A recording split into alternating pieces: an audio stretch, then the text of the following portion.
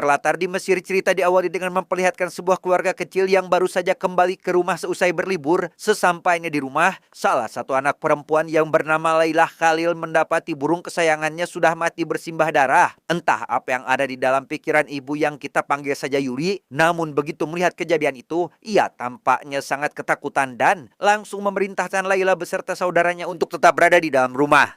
يا ولاد خليكوا هنا. Entah apa hubungannya dengan kematian burung tadi, Yuli dan suaminya justru pergi ke sebuah piramida kecil yang berdiri tak jauh dari sana. Mereka masuk ke dalamnya yang ternyata adalah sebuah pemakaman kuno berisi sarkofagus atau peti mayat yang terbuat dari pahatan batu. Kemudian mereka membuka sarkofagus itu untuk memeriksa mumi yang ada di dalamnya dan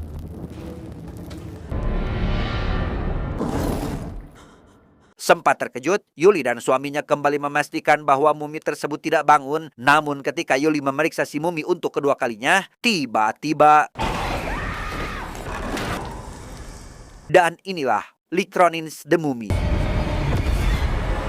Kisah akan berfokus pada sebuah keluarga kecil yang tinggal di Kairo, Mesir. Sang ayah yang bernama Charlie terlihat sedang menemani anaknya yang bernama Katie belajar kode Morse. Sementara adik Katie yang bernama Sebastian atau biasa dipanggil Seb sedang asyik menonton TV, bahkan sambil menirukan gaya ayahnya yang merupakan seorang reporter televisi terkenal. Oh, that's an impression of me with the hands thing? Yeah. Melihat Seb menirukan gaya membawakan berita yang serba heboh dengan banyaknya gerakan tangan, Charlie pun menghampiri istrinya yang bernama Larissa yang saat itu sedang mengandung anak ketiga mereka untuk meminta pendapat soal gayanya tadi. Tak lama terdengar suara perkelahian antara Katie dan Seb dari luar. Charlie dan Larissa langsung melerai keduanya sambil menanyakan apa yang sebenarnya mereka permasalahkan, di mana Seb ternyata tidak sengaja menjatuhkan boneka kesayangan Katie hingga rusak setelah mencoba menguji paraset barunya. I will do murders to the guilty and the innocent, okay? Meski bonekanya sudah diperbaiki, Katie tetap saja marah karena merasa ayahnya lebih sayang kepada Seb sehingga ia memilih pergi ke taman belakang rumah untuk bermain masak-masakan sendirian. Don't call me butterfly. I hate you both right now. Di sana Katie dihampiri oleh seorang perempuan yang ternyata adalah Yuli atau ibunya Laila yang belakangan ini memang sering menemani Katie bermain di belakang rumah. Yuli memperlihatkan beberapa trik sulap yang membuat Katie senang bukan main. Bahkan ia juga memberi Katie sebuah permen serta buah nektarin atau kerabat dekat buah persik yang katanya dipetik di kebunnya sendiri. I hope you can forgive me, Katie. Dan entah apa yang Yuli lakukan, tiba-tiba dari buah nektarin itu keluar semacam serangga kecil mirip cucunguk yang langsung masuk ke dalam mulut Katie sehingga... Di sisi lain, Charlie yang berada di dalam rumah sedang menerima laporan dari atasannya, ditawari pekerjaan sebagai reporter TV di New York. Charlie langsung menghubungi Larissa untuk membagikan kabar bahagia itu. Namun tepat ketika sedang menelpon, Charlie justru menemukan begitu banyak bungkus permen di kamar Katie, sehingga ia dan Larissa yang merasa tidak pernah membelikan permen itu pun langsung menanyakannya kepada Seb. Where did Katie get About her friend who gives them to her at the end of the garden. Setelah tahu bahwa Katie mendapat permen itu dari orang tak dikenal yang selalu ia temui di belakang rumah, Charlie pun langsung bergegas ke belakang dan menemukan boneka Katie sudah tergeletak di tanah dengan sebuah lubang besar yang menganga di pagar belakang.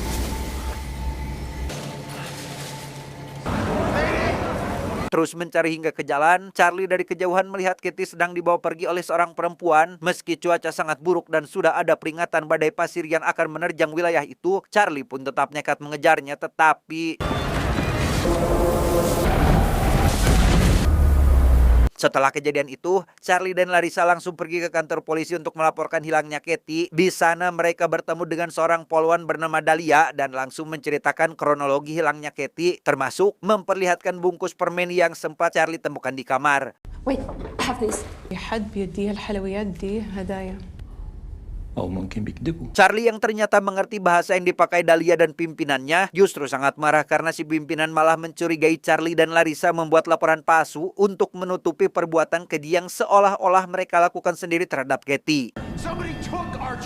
8 tahun kemudian, Charlie dan keluarganya kini tinggal di New Mexico karena alasan pekerjaan. Diketahui mereka batal pindah ke New York lantaran memilih untuk terus mencari keberadaan Katie. Meski sudah lama, Charlie dan Larissa masih sangat merindukan Katie. Bahkan Larissa yang kini sudah melahirkan adik bungsu Katie yang bernama Maudie pun masih sering memandangi barang-barang kesayangan Katie dulu. What stuff? Stuff I want to print. Okay. Come on, let's go. Tak hanya itu, mereka sekeluarga juga sering memanjatkan doa untuk Katie dengan dibantu oleh nenek Maudi yang kita panggil saja si nenek, di mana mereka terlihat jelas masih hidup dalam bayang-bayang hilangnya Katie dan masih berharap Katie bisa kembali. I want to show you something. What is it? Information about the school trip to Europe. Kembali ke Mesir, terlihat seorang remaja yang sedang bersepeda tak sengaja menyaksikan sebuah kecelakaan pesawat tak jauh dari lokasinya. Karena penasaran, ia memeriksa ke lokasi dan mendapati bangkai pesawat yang hancur beserta beberapa korban yang tewas mengenaskan. Ketakutan, si remaja berlari dan justru menemukan sebuah sarkofagus yang berdiri utuh tanpa kerusakan sedikit pun. Setelah diamankan pihak berwenang dan diteliti, para peneliti dibuat keheranan karena sarkofagus itu tidak bisa ditembus bahkan oleh sinar X dan sama sekali tidak rusak meski pesawat yang membawanya hancur berkeping-keping. Akhirnya mereka memutuskan untuk membukanya dan menemukan seonggok mumi yang terbungkus beberapa potong kulit bertuliskan aksara kuno yang ketika dibuka ternyata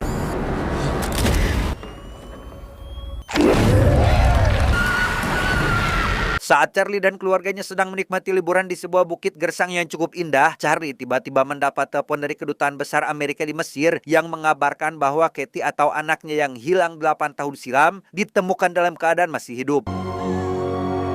Setelah mendengar kabar itu, Charlie dan Larissa langsung terbang ke Mesir untuk melihat keadaan Katie. Di sana mereka bertemu dengan seorang dokter yang menangani Katie dan langsung menjelaskan bahwa Katie mengalami trauma kulit yang sangat parah akibat kurangnya cahaya dan nutrisi, sering melakukan gerakan tiba-tiba yang aneh, bahkan tidak mau berbicara sama sekali. Sehingga dengan kondisi se-ekstrim itu, dokter meminta Charlie dan Larissa untuk sedikit membiasakan diri.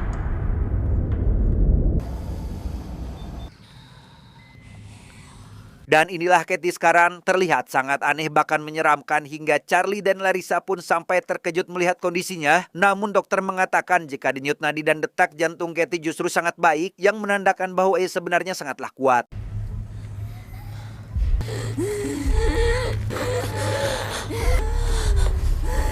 Meski berusaha tegar di depan Katie, Larissa akhirnya menangis di luar karena tak sanggup melihat kondisi anaknya yang begitu mengkhawatirkan hingga harus ditenangkan oleh Charlie.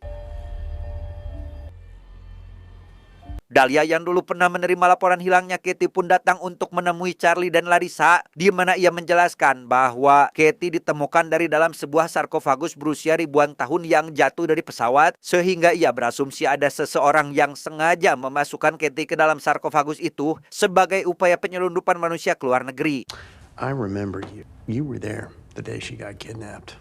Ketika Dahlia sedang menjelaskan, Charlie ternyata mengingat wajah Dahlia yang dulu pernah menolak laporannya dan malah menganggapnya telah menghabisi putrinya sendiri. Namun Dahlia mengelak, sebab yang dulu berasumsi seperti itu adalah atasannya yang kini sudah meninggal. Setelah dirasa sudah membaik, Katie kemudian dibawa ke rumah lama keluarga mereka yang berada di Mesir. Maudi yang baru pertama kali melihat kakaknya pun tampak asing sekaligus senang. Berbeda dengan si nenek yang sedikit religius terus membacakan mantra menurut kepercayaannya sampai akhirnya It's a lot, I know. Needs. ya, entah apa yang terjadi, Katie tiba-tiba mengamuk seperti sedang kesurupan maung, tak meminta kopi hidung atau udut jarcok. Larissa pun terpaksa harus menyuntikkan obat bius untuk bisa segera menenangkannya.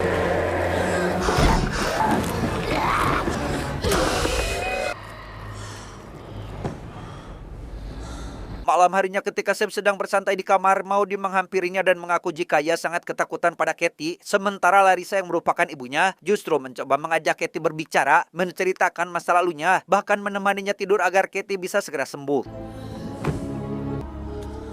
Charlie sendiri terlihat tak bisa tidur dan memilih berada di ruang kerja untuk memastikan semua foto yang berkaitan dengan penemuan Katie di dalam kotak sarkofagus. Karena tak kunjung paham, ia memutuskan untuk mengecek keadaan Katie di dalam kamar dan justru mendapati Katie sudah tidak ada di sana. Where's Katie? Sementara itu Maudi yang sedang tertidur tiba-tiba membangunkan Seb karena mendengar suara aneh dari balik dinding kamar, sehingga mereka yang sangat ketakutan pun langsung mengambil tongkat baseball sebagai alat perlawanan. Yang tak lama datanglah Charlie dan Larissa yang juga sedang mencari Katie, memeriksa asal suara itu dan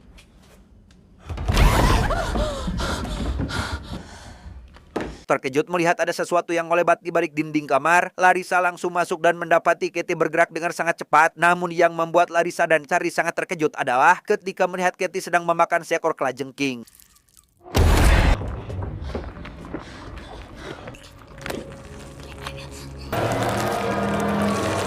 Ketika sedang menunggu ayah dan ibu memeriksa sesuatu di balik dinding, Seb dan Maudi sangat penasaran dengan apa yang sedang terjadi sehingga mereka terus mendekat ke depan pintu, tapi tiba-tiba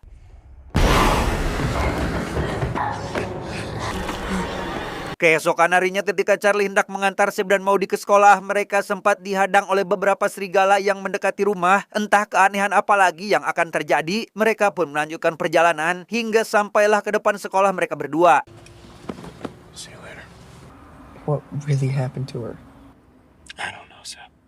Di rumah, Larissa dan si nenek baru saja selesai memandangi Katie layaknya anak sehat pada umumnya. Mereka tampak sangat sabar merawat Katie. Namun ketika Larissa hendak memotong kuku kaki Katie yang sudah sangat panjang dan keras, tiba-tiba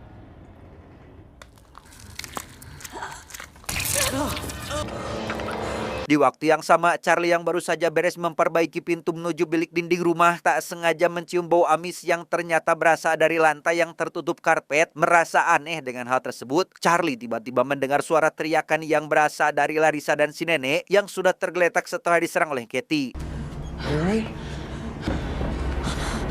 Mencari keberadaan Katie yang sudah kabur entah kemana, Charlie akhirnya melihat pergerakan Katie yang sangat cepat sehingga ia terus mengejarnya dan betapa terkejutnya Charlie saat melihat Katie tengah melukai kakinya sendiri.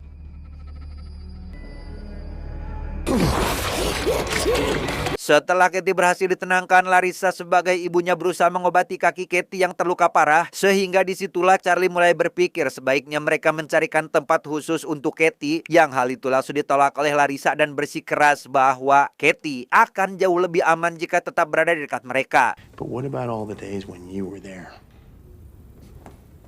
Selesai berdebat hebat soal Katie, Larissa yang masih percaya penuh pada anaknya itu pun langsung menghampiri Katie dan memaksanya untuk mengatakan sesuatu. Namun, tebak apa yang malah Katie lakukan? Sementara itu, Charlie sedang merapikan kursi roda Katie yang tergeletak di lantai. Ia melihat kulit yang tak sengaja terlepas dari kaki Katie menggantung di kursi roda dan kaserangkeun cahaya matahari hingga terlihat sebuah tulisan kuno di dalam kulit tersebut. Karena penasaran, Charlie membawa kulit tersebut ke ruang kerjanya dan betapa terkejutnya Charlie saat melihat tulisan kuno itu ternyata ada pada kain pembungkus mumi yang sudah menyatu dengan jaringan kulit Katie selama bertahun-tahun.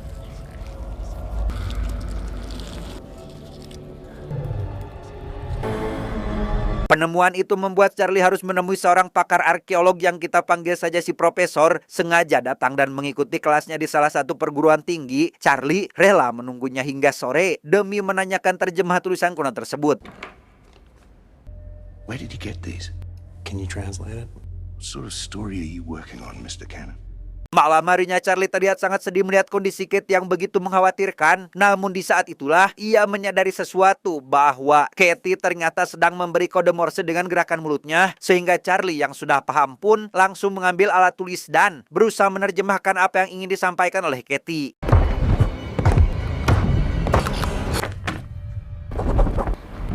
Setelah tahu bahwa Katie terus-terusan mengucapkan nama Layla, Charlie langsung mengabari Dahlia tentang penemuannya itu dan memintanya untuk melacak nama tersebut.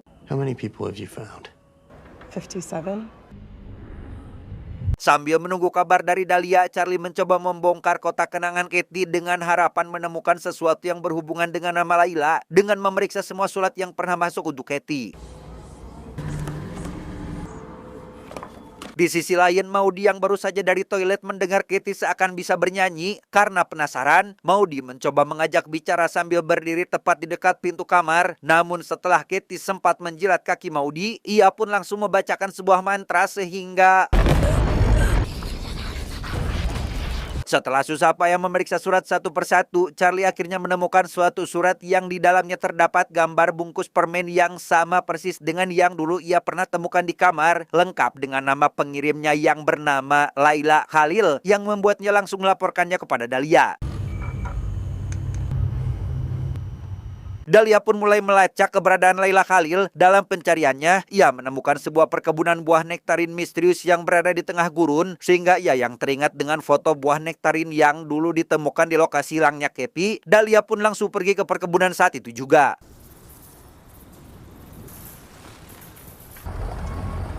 Setibanya di sana, Dahlia mendapati perkebunan nektarin yang sangat luas dengan satu rumah yang berada di tengah perkebunan. Namun karena pintu rumah itu terkunci karena penghuninya sedang tidak ada, ia pun akhirnya menemukan pintu lain di belakang yang bisa dibuka. Kemudian memeriksa semua isi rumah hingga tak sengaja menemukan ruang rahasia yang di dalamnya terdapat sebuah piramida kecil.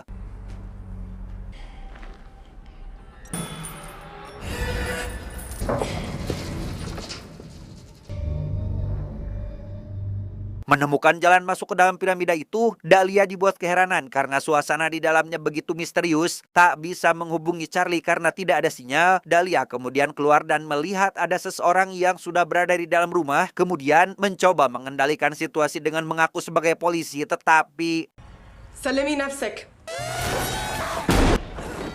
meski Dahlia berusaha menanyakan banyak hal kepada Yuli yang ternyata sudah dalam keadaan sekarat, ia tetap saja tak mendapat jawaban apapun. Dahlia justru melihat ada seorang perempuan yang baru datang dan langsung berlari setelah melihat keberadaan Dahlia di sana. Entah apa yang sedang digali oleh anak itu, Dahlia langsung memberi peringatan dengan menembakkan pistolnya ke langit. Si anak yang ternyata mengaku bernama Laila Halil pun berbalik sambil menunjukkan sebuah kotak kecil berisi kaset rekaman yang bertuliskan nama Katie. أنت ليلى خليل؟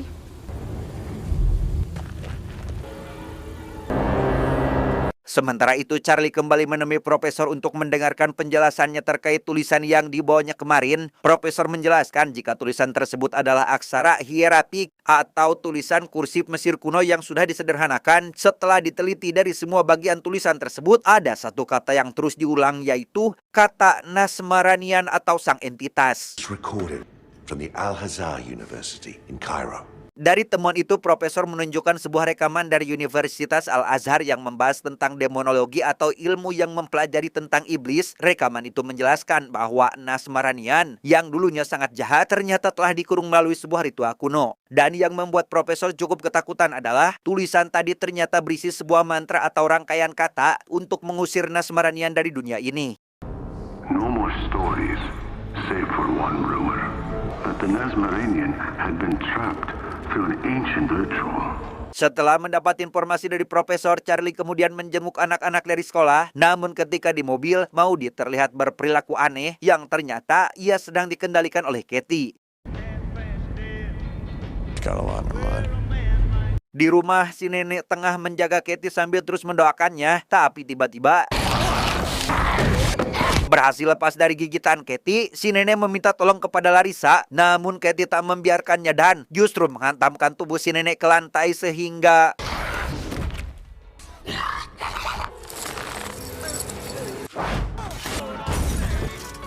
Charlie dan anak-anak yang baru saja tiba di depan rumah sangat terkejut mendapati si nenek sudah tewas mengenaskan, kecuali Maudie yang justru tertawa bahagia melihatnya.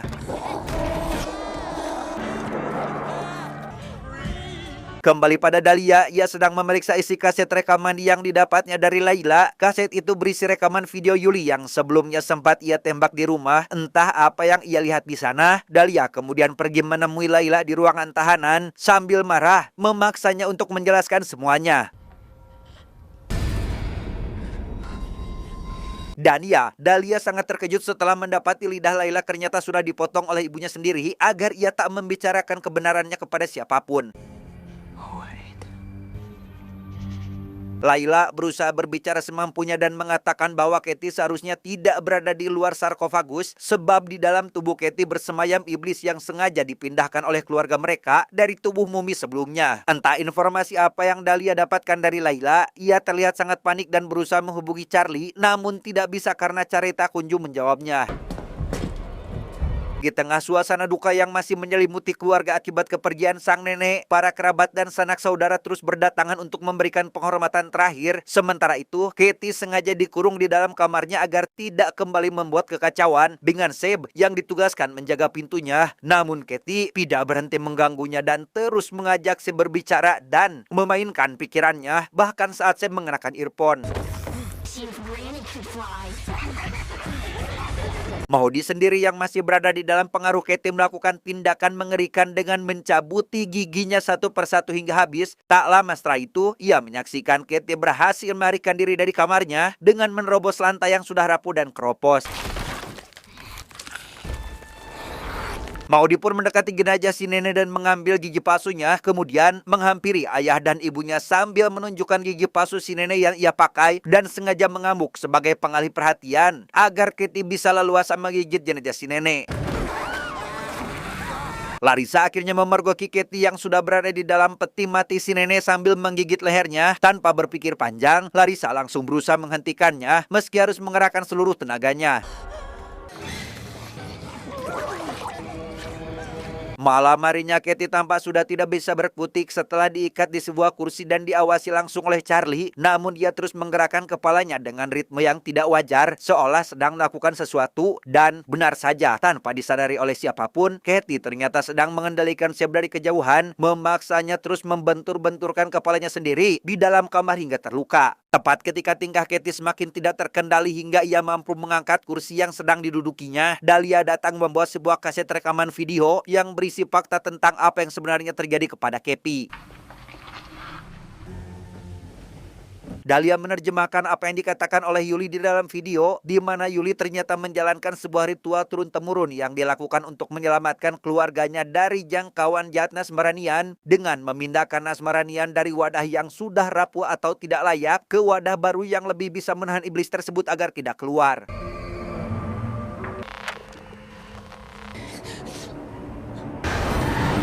Charlie sempat menghentikan video tersebut karena melihat Larissa begitu sedih menyaksikan anaknya diperlakukan seperti itu. Namun Larissa kemudian melanjutkan menontonnya dan melihat sendiri proses ritual pemindahan yang dilakukan pada tubuh Katie.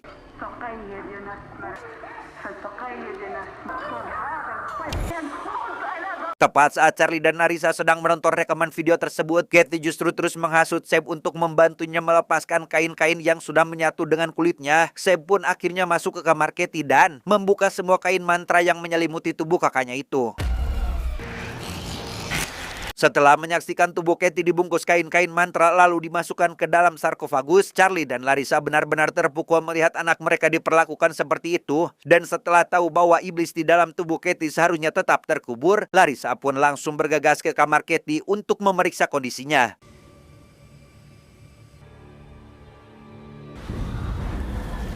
Sementara Larissa membuka semua gembok yang terpasang di pintu kamar Katie, Dahlia berusaha menyadarkan Charlie yang masih syok berat setelah melihat semua yang terjadi pada Katie, kemudian menyusul Larissa untuk membantunya membuka pintu kamar yang terkunci. Charlie yang baru tersadar justru mendapati si nenek sudah hidup kembali dalam keadaan dikendalikan oleh Katie. Namun karena mendengar suara Larissa dan Dahlia dari kamar Katie, ia pun langsung bergegas menghampiri mereka dan... Ya, melihat Katie menyerang Charlie, Larissa dan Dahlia berusaha menjauhkan Katie darinya, tetapi... Setelah itu Larissa kemudian mengambil obat bius untuk menenangkan Katie, namun Seb yang masih dikendalikan justru menghentikannya dan terus berusaha memukul Larissa dengan tongkat bisbol, terus dikejar hingga ke ruangan di balik dinding. Larissa akhirnya berhasil membuat Seb pingsan menggunakan suntikan obat bius yang ia bawa.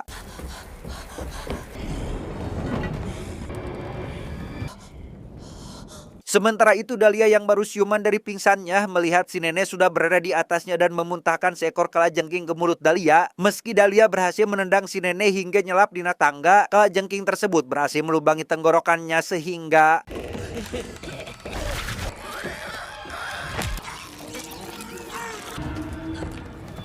Meski terluka parah, Dahlia berusaha naik tangga menuju ke lantai 2. Di sana ia diingatkan oleh Charlie untuk membacakan mantra yang sama dengan yang dulu diucapkan Yuli di dalam video. Meski sempat ragu karena hal itu akan menjadi ritual pemindahan iblis ke dalam tubuh Charlie, Dahlia akhirnya percaya bahwa demi keselamatan semua orang, iblis itu memang harus kembali disegel sehingga...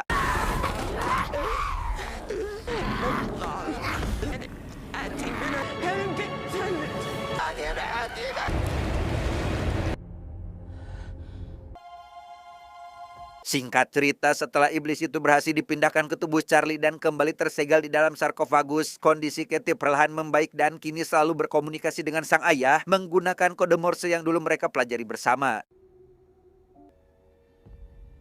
Diperlihatkan juga kondisi Seb dan Maudi yang sudah sehat dan terlepas dari kendali si iblis. Tak hanya itu, Dahlia yang sempat mengalami luka serius di tenggorokannya pun terlihat sudah pulih dan melalui teleponnya ia diundang oleh Larissa untuk melihat kondisi Charlie. Tak lama petugas lapas akhirnya mengantarkan makanan ke dalam sel. Yuli yang sudah menunggu kedatangan makanannya pun terlihat tak begitu senang karena keterlambatan tersebut, yang ketika di tengah kekesalannya itu Yuli sangat terkejut karena itu ternyata adalah Larissa yang berhasil menyuntikkan sesuatu tepat di lehernya. Dan ya, ternyata Larissa sudah merencanakan ini bersama Dahlia untuk menjalankan ritual pemindahan iblis yang kini bersemayam di tubuh Charlie ke dalam tubuh Yuli.